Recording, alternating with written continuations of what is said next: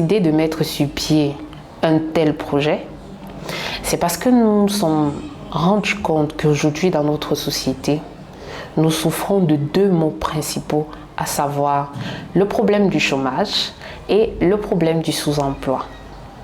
Au regard donc de tout cela, nous avons décidé de mettre sur pied cet atelier.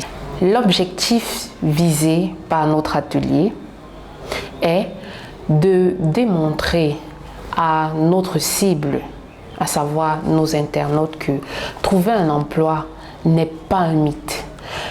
Il n'est pas obligé pour nous d'attendre que nous ayons réussi un concours ou encore de courir de ministère en ministère pour espérer avoir un poste, mais on peut également, à partir de chez nous, trouver un emploi. Il n'est pas obligé, encore moins nécessaire, d'avoir un diplôme ou avoir fait de hautes études pour espérer avoir un emploi. En plus de ça, nous aimerions démontrer également à nos internautes que nous avons la capacité et nous avons la possibilité de pouvoir nous-mêmes créer cet emploi-là. En effet, Internet est un outil vaste. Il est sous-exploité et notre objectif majeur est de capitaliser les usages que nous avons de cet outil-là.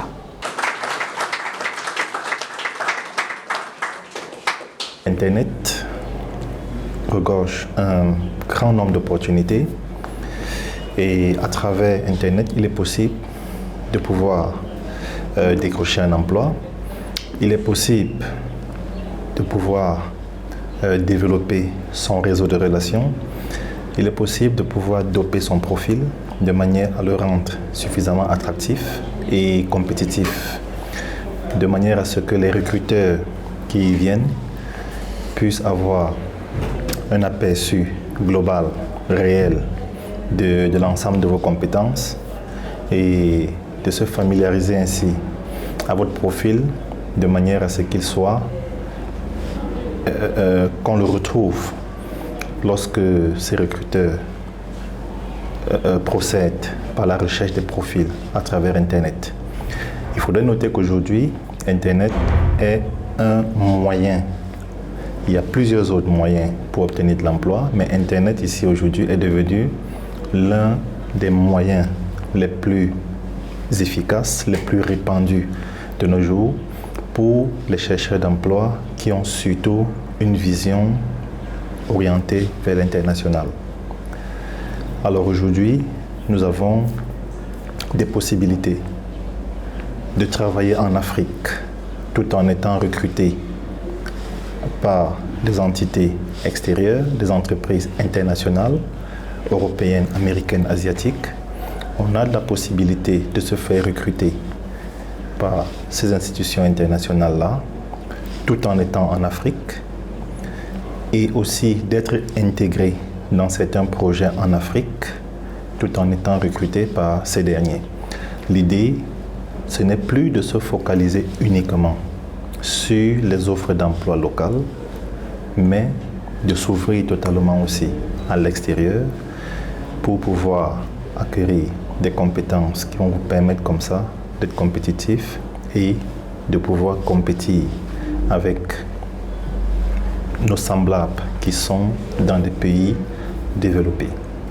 C'est ça que nous voulions transmettre à travers cette formation. Dans cet atelier, nous avons parlé de l'entrepreneuriat sur Internet avec trois questions principales. C'est-à-dire, qu'est-ce qu'on peut entreprendre sur Internet? Là, c'est la première question. Comment entreprendre sur Internet? La troisième question, pourquoi entreprendre sur Internet? Tout au long de ce séminaire, nous avons privilégié l'approche par compétences, c'est-à-dire que l'entrepreneuriat par l'approche via vos compétences et votre savoir-faire. Il est plus facile, il est plus aisé de parler de ce qu'on sait. Il est plus aisé de parler ce dont on a appris, plus facilement. Je prends un exemple.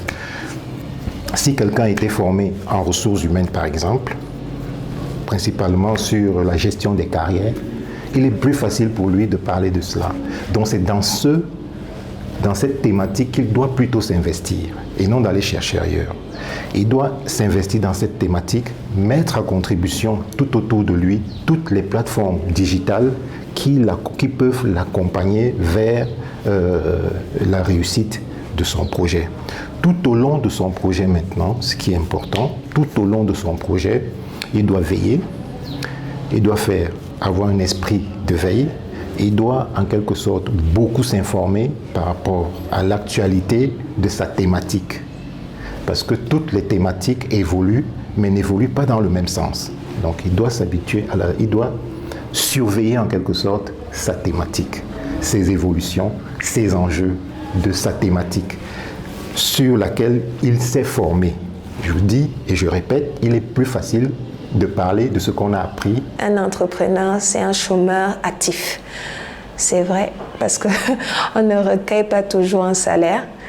Et tous les jours, on travaille. Tous les jours, on est là en train de caboter pour pouvoir réaliser son projet. Donc, ça, c'est la découverte de soi. C'est la première chose que j'ai partagée avec les participants, que je trouve très important.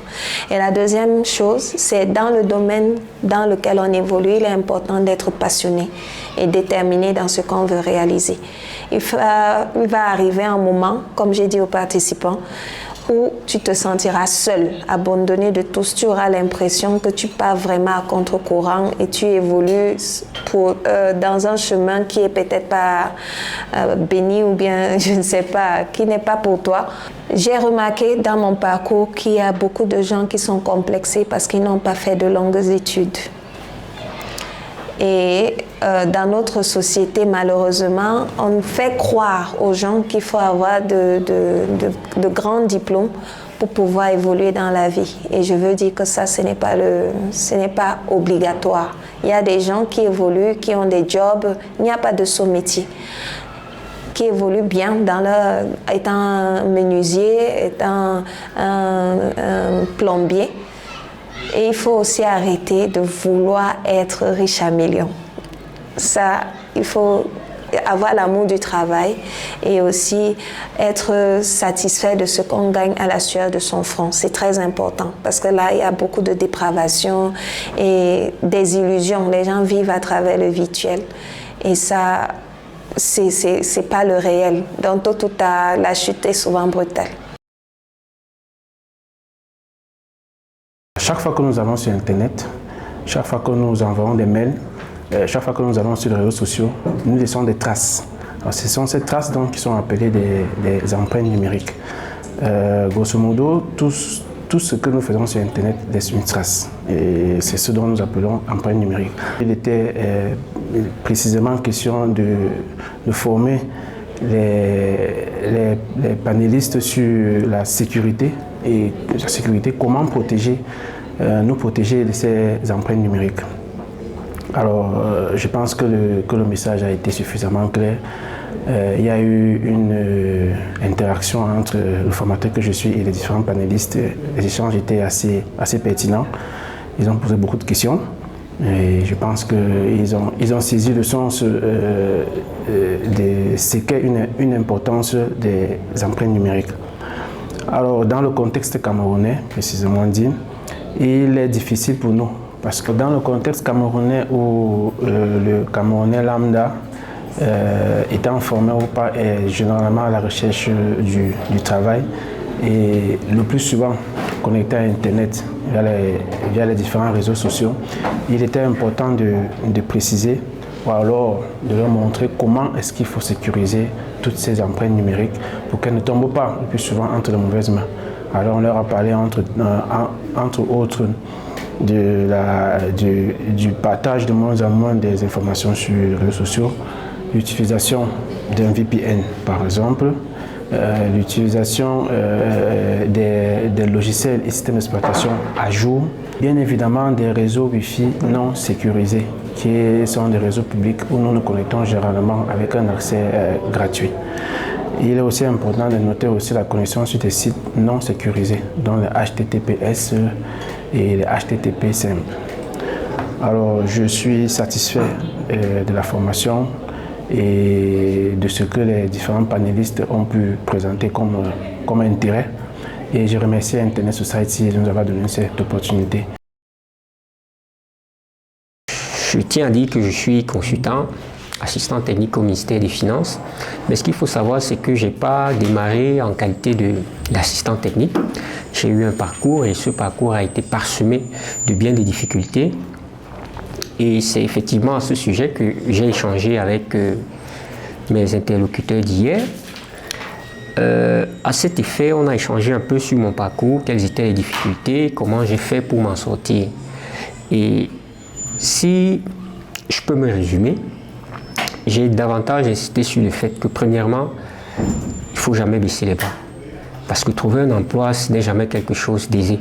Sur le temps plus que nous sommes dans un environnement qui est extrêmement compétitif.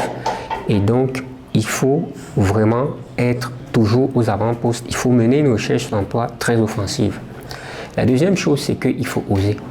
Oser pourquoi? Parce que très souvent, nous avons des compétences, mais on n'a pas toujours l'occasion d'exprimer ces compétences-là. Pourquoi nous n'avons pas toujours l'occasion d'exprimer ces compétences? Parce que nous sommes limités par le fait qu'on demande toujours de l'expérience. Non. Même le bénévolat peut vous apporter une expérience. Et donc, lorsqu'on démarre, il n'est pas toujours nécessaire d'attendre forcément un salaire ou quoi que ce soit. Le plus important étant de développer ce qu'on sait faire et le reste suivra, viendra tout seul. La troisième chose sur laquelle j'ai insisté en échangeant, c'est précisément sur le fait de renforcer de manière permanente et continue ses capacités. Pourquoi je le dis? Parce que dans l'expérience qui est la mienne, j'ai eu un premier emploi et cet emploi, par la suite, je l'ai perdu. J'ai fait 3 ans. Malheureusement, j'ai commis une erreur hautement stratégique. Je n'ai pas renforcé mes capacités pendant que je travaillais. Or, j'avais la possibilité de le faire. Et par la suite, quand mon contrat s'est terminé, pour me réinsérer, ça a été très difficile. Dieu merci, j'étais avec des aînés qui m'ont tenu par la main et qui m'ont fait comprendre qu'il fallait que je renforce davantage mes capacités. Ce que j'ai fait, et puis au bout d'un certain temps, je me suis réinséré très facilement dans le marché du travail. Donc, trouver un emploi, ce n'est pas quelque chose d'aisé. Et j'invite les uns et les autres. C'est vrai que c'est souvent difficile. Vous allez certainement dire que, comme j'ai réussi aujourd'hui, je tiens ce langage-là. Mais je peux vous dire que je viens de très loin.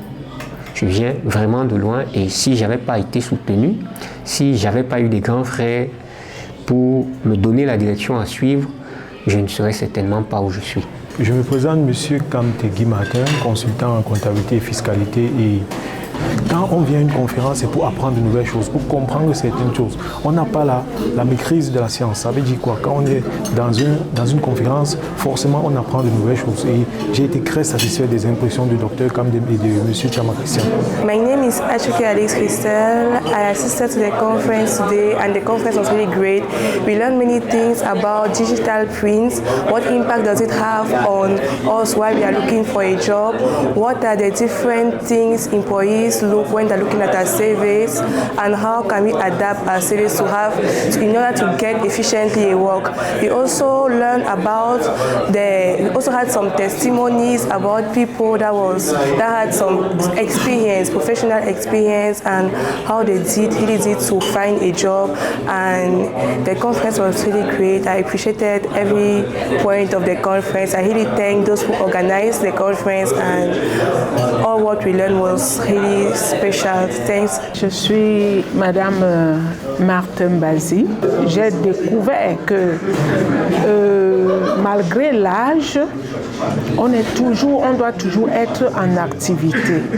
C'est-à-dire qu'il n'y a pas de vieillesse pour trouver de l'argent, pour chercher de l'argent, pour trouver un emploi. Il n'y a pas de vieillesse avec Internet. Vous avez entendu parler d'Internet Society. Est-ce que quelqu'un peut me dire en gros ce qu'il a retenu d'Internet Society? L'Internet Society, autant pour moi, est une organisation internationale qui milite pour la promotion de l'alphabétisation et de la sécurité numérique à travers le monde entier. Et aussi, peuvent aussi financer des projets.